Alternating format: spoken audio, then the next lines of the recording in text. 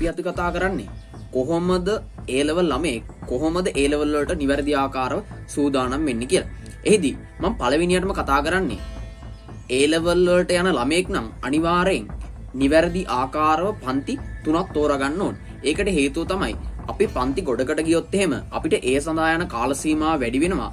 එතකොට අපිට පාඩම් කර ගැනීම සඳහා තියෙන කාල සීමාව අඩු වෙනවා. ඒ සඳහා අපි මුලින්ම කරන්න ඕනි හොඳ පන්ති 3ක් තෝරගෙන ඒකට යන්න ඕනේ. ඒ වගේම එහිදී මේ පන්ති වලට යනකොට සැලකිලිමත් වෙන්න ඕනි. අපි ඒ විෂයම කරලා තියෙන අයියලා අක්කලාගෙන් උපදෙස් ටිකක් ගන්න ඕනි. කොහොමද මේ පන්තියේ වැඩ කොහොමද? ඒ වගේම කොහොමද මේ පන්තියෙන් කැම්පස් ගිහිල්ලා තියනවද? ඒ වගේ යම්කිසි අවබෝධයක් ලබාගෙන තිබ්බොත් එහෙම නිවැරදි ආකාරව පන්තියක් තෝරා ගැනීමේ හැකියාව අපිට ටක් ගාලා කරගන්න පුළුවන්.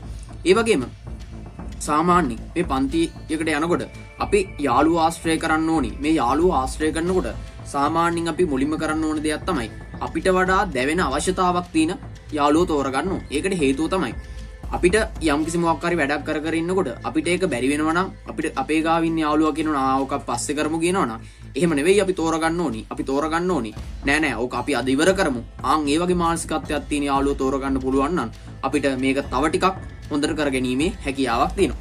ඒ වගේම A level වලදී පන්තියක ඉන්නකොට අපි හැමතිස්සෙම තීරණය කරන්න ඕනි අපි අද අනිවාර්යෙන්ම සර්ගෙන් මොකක් හරි ප්‍රශ්නයක් අහනවා කියලා.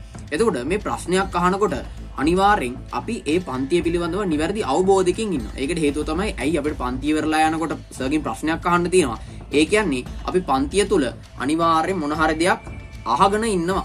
එතකොට අපිට පුළුවන් නිවැරදි ආකාරව පන්තිය පිළිබඳව හොඳ අවබෝධයක් ගන්න. ඒ වගේම අදාළ පාඩම නිවැරදි ආකාරව අපිට තේරුම් ගැනීමේ හැකියාවක් ලැබෙනවා.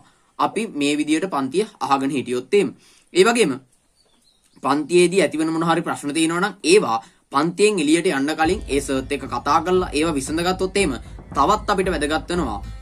එදිනදා ජීවිතයේදී එහෙම නැත්නම් එදා දවසට උගන්වපු ටික නිවැරදි ආකාරව තේරුම් අරගෙන ගෙදර යෑම සඳහා අපිට ඒක තවත් වැදගත් වෙනවා. කතා කරන්නේ අපිට පන්තියේ ඉඳලා ගත්ත මතකේ එහෙම නැත්නම් අපි ගෙදර ඉඳලා පාඩම් කරගත්ත මතකේ අපි කොහෙට හරි යනකොට කොහොමද ඒ අවස්ථාවේදීත් අපි ඒක තව ටිකක් වැඩි දියුණු කරගන්නේ කොහොමද කියලා අපි දැන් කතා කරමු.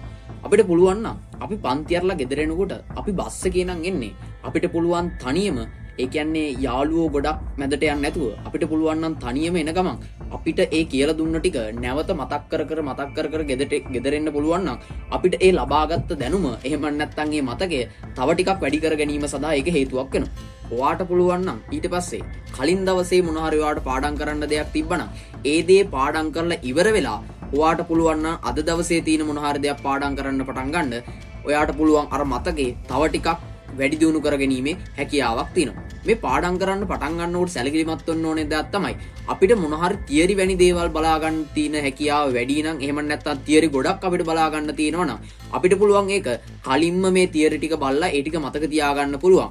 අපිට පුළුවන් පස්සේ අපි නිදා ගන්න වෙලාවට ආසන්න කාල සීමාවක් දක්වා ඊට පස්සේ අපිට පුළුවන් ගණන් මොන හරි තියෙනවා නම් හදන්න ඒවා ප්‍රැක්ටිස් කරලා හොඳට කරගන්න පුළුවන් නම් අපිට පුළුවන් අර නිදිමත කියන එක අඩු කරගෙන පාඩම් කරගැනීමේ හැකියාවක් තියෙනවා. අදාළ පාඩම තියෙනවා නම් ඒ පාඩමේ අද කරපු තැන ඉඳලා ඉස්සරහට මොන හරි දෙයක් තියෙනවා නම් ඒ දේ ඔයාට YouTube එකෙන් හරි එහෙම නැත්නම් නෝට් එකක් දීලා තියෙනවා නෝට් එක හරි ඉදිරියට කියවලා එහෙම නැත්නම් බලලා වගේ යන්න පුළුවන් නම් ඔයාට හෙට ඒ පාඩම කරනකොට තව ටිකක් තේරෙනවා මං ඊයේ මේ බලපු ටික නේද අද තියෙන්නේ. ඒ වගේ අයිඩියා එකක් ගන්න පුළුවන් ඒ විදියට ඔයා බලලා ගියොත් එහෙම